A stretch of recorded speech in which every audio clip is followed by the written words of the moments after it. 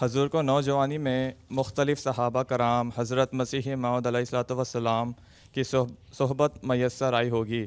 پیارے حضور اسرار شفقت صحابہ کے ساتھ کوئی یادگار واقعہ بیان فرمائے۔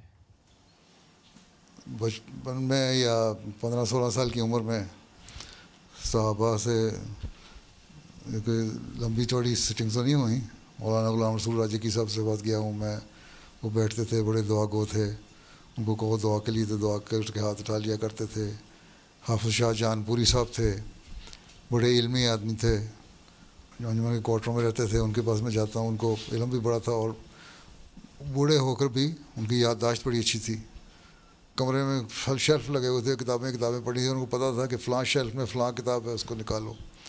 ان سے علمی گفتگو جن کے ساتھ میں جاتا تھا وہ ان سے علمی گفتگو کرتے تھے، تو یہ چیزیں یاد ہیں۔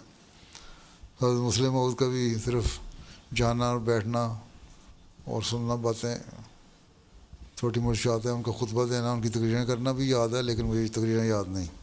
ٹھیک، میرے دادا صاحب جی تھے، حضرت مسلم موعود کے چھوٹے بیٹے تھے سب سے، وہ بھی کوشش یہ کرتے تھے کہ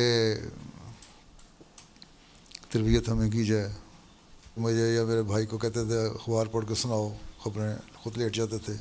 مجھے کہتے تھے قرآن شریف پڑھو، اور خود سنتے تھے قرآن شریف۔ ٹھیک ہے، اور آرام سے ٹیک لگا کے آنکھیں بند کر لیتا تو میں سمجھتا تھا میں پڑھتا جاؤں گا تو ان کو پتہ نہیں لگے گا، لیکن میں پڑھتے ہوئے جہاں غلطی کرتا تھا تو فوراً ٹوک دیتے، نہیں یہ آیت اس طرح نہیں، یہ لفظ اس طرح پڑھنا ہے تم نے۔ ٹھیک، سن رہے ہوتے تھے تو داؤ نہیں لگتا تھا ہمارا۔ ٹھیک ہے، تو ویسے بزرگ سے واسطہ پڑا ہے۔ پھر مولوی محمد حسین صاحب ہیں، ان کو میں نے دیکھا ہوا ہے، ان کو جوانی میں کیا کافی بڑی عمر تک زندہ رہے ہیں۔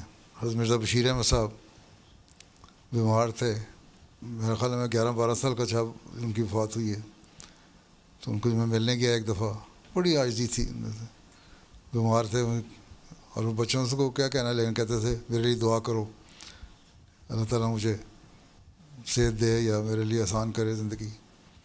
تو اس طرح وہ بزرگ بچوں کو بھی کہہ دیا کرتے تھے دعا کے لیے۔ تو اس طرح کی باتیں تھیں۔ ٹھیک ہے، ٹھیک ہے، جزاک اللہ حضور۔ خلیفہ کے ہم ہیں خلیفہ ہمارا، وہ دل ہے ہمارا، آقا ہمارا۔